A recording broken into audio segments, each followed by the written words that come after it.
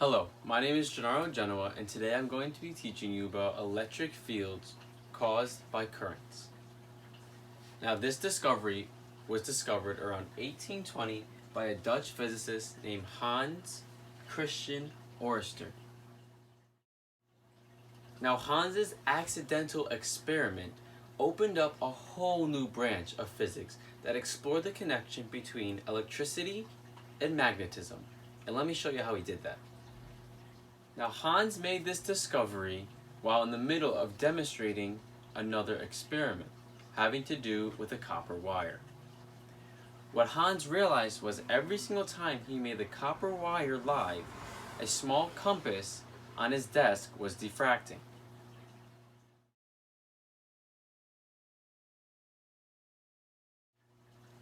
Now, through this simple discovery, we have been opened up to a whole new world of technology using electricity and magnetism to cause things to turn. Now, as a group class, I want you to come up with 3 things in your everyday life that uses this experiment.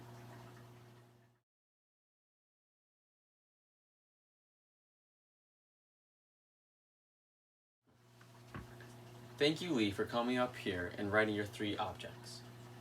What Lee has brought to our attention is that fans, washing machines, and electric drills all use this technology. However, the experiment led to a larger discovery, and I'm sure you're wondering what it is. So let's start with, what can push on a magnetic compass? Anybody? Yes, Colette. That is correct. A magnetic field.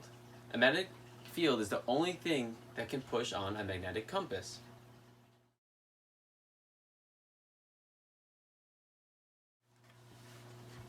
We've seen that magnets can create a magnetic field, and when we bring a tiny compass into that field,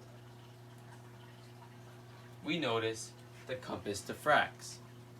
However, when Hans made this discovery, there was no magnets nearby. There was only a live copper wire. So what is creating a magnetic force that is diffracting the compass? For a gold star or a black hole, who wants to give this a shot? Anyone? Yes, Paige, go ahead.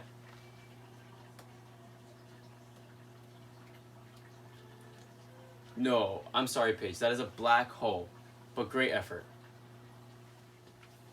Now, the reason this happens is because of the live wire, which has electric currents going through it, which then produces a magnetic field.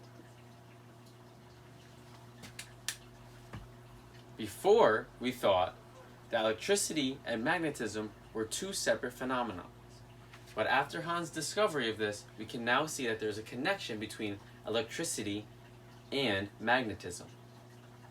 Through this, there is also a new branch of science that was created. Now, for just a gold star, who can name the branch that was created? Yes, Vesa. That is correct. Electromagnetism is the name of the branch. What the branch of electromagnetism explores is the relationship and connection between electricity and magnetism. Now, as a class, let's everyone go to the back and grab our compass, a battery, and our copper wire. What I want to see is what you guys can notice as you play around with the different levels of currents.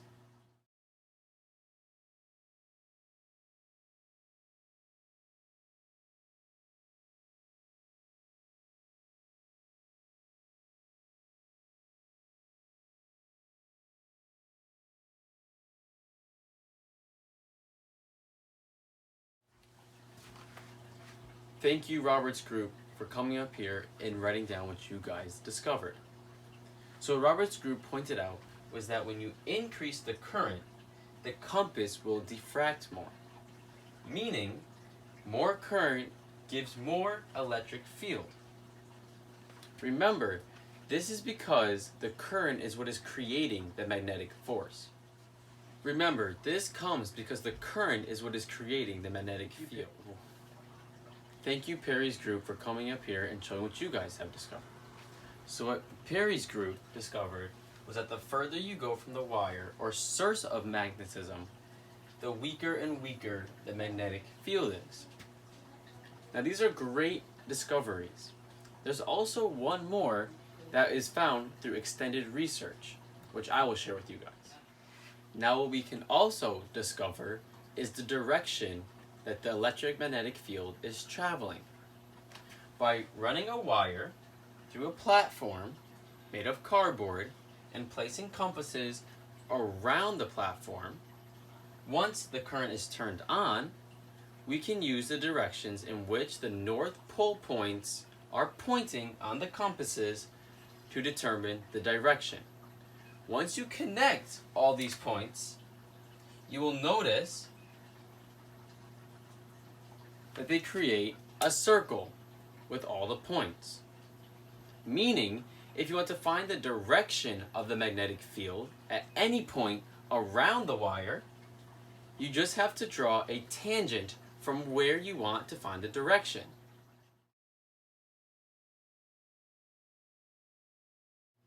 You will find that everywhere around the wire will be concentric circles. What we also can see is the direction of the current also dictates the way the field lines rotate. Meaning, if the electric current is going upwards, it will be rotating this way. However, if the electric current is going downwards, the rotation will now proceed to go in the other direction. Now, just like we saw earlier, the further the circles are from the electric wire, the more spread out they'll be, showing a lesser and lesser strength of magnetic force.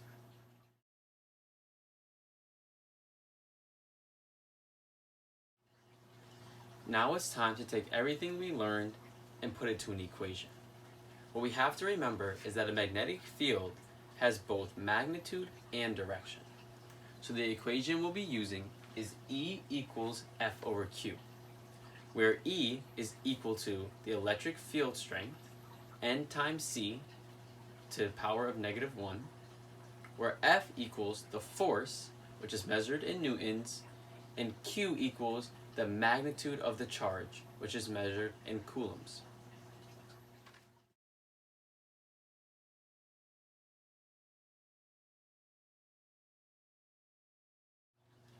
Now what I would like you guys to do is to get back into your groups and try out this first problem.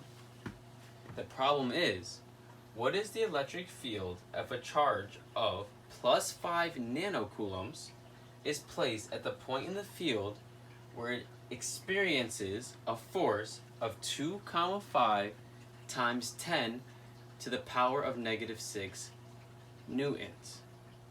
Now I know this was the first time we've seen a problem like this, but hopefully you guys were able to get it. If not, I'm going to show you how to do it right now. So let's break it down. Now what we are going to do is plug this all into our equation. So we know that Q is equal to 5 nanocoulombs. Now what we have to do is go back to our roots. We know that the same constant that is found in the Coulomb's law equation can be used in this, which is 10 to the power of 9.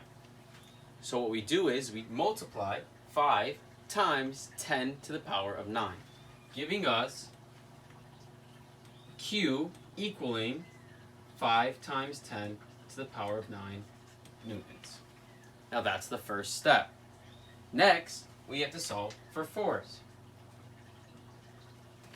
And now we have that from our equation, and that is 2, 5 times 10 to the -6th power newtons. Okay, so we have the first two steps of our equation. So all we have to do now is plug it in. So now all we do is take the 2, 5 times 10 to the -6th over 5 times 10 to the 9th and solve from there. This equals 500 n times c to the negative 1 power. Now, since this is positive, the direction of our electric field will follow the same.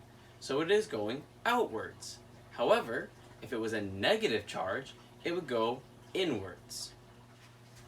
Now there's another equation that can be used to calculate the electric field strength if the distance from the charge is given.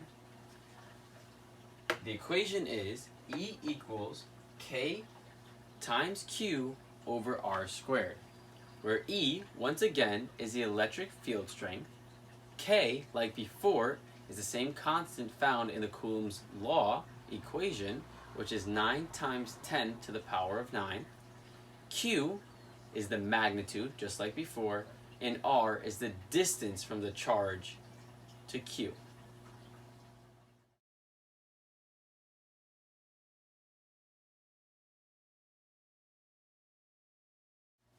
Now once again, I want you to break off into your groups and try to work this problem out. The problem is, what is the magnitude of the electric field 1,5 meters away from a charge of 2,1 times 10 to the power of negative 9 coulombs? Hopefully this was a little bit more simpler than the last one we just did. But if you guys still struggled, follow along as I show you how to do it. We're going to break it down step by step just like we did with the last equation. So we know that our R is equal to 1,5 meters. Correct. We also know that Q, our magnitude, is equal to 2,1 times 10 to the negative 9. And we also know that our K value from before, going off of Coulomb's law, is equal to 9 times 10 to the 9th. Now what we'll do is plug in these numbers into our equation. So we have E equals K, which is 9 times 10 to the 9th, times Q, which is 2,1 times 10 to the negative 9th, all over 1,5 squared. After we plug this in and solve, we'll get 8,40 is 9 times c to negative 1. Now once again, because this number is positive, it is going outward. Thank you so much for joining me in my physics lesson. Hopefully you guys learned something new. And remember, little things might turn into something great. Have a great, super blessed day, and stay safe during these hard times.